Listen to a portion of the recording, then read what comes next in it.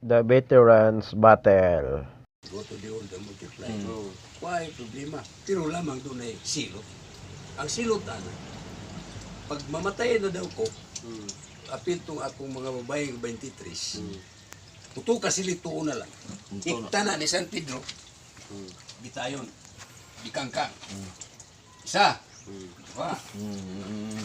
Tulo anak. Sugod ka diri, ug romansa sa iyang bilahan. Pinalian na tayo. Napila kay silutana. 7 times 7 pila ka babae. Ang imong supsupon. Daghan. 17 40 dili sa 23 ka babae namatay na mo tanan. Ako namatay ko sila. Kato 23 ako nga akong gipangana, gipangkasahan. Romansaw na ko to. 7 times 7 pila 49 ka inhale nimo. Uno. Ay. Dos. 49 ka inhale. Higop na. Sino ko? Muna silot.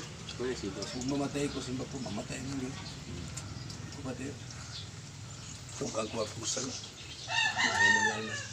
yun ang mga matay na ito akong uyab, napoy buhay. Ang bugtot buhay pa. Nasa baan. Ay, ginuho ko na usan.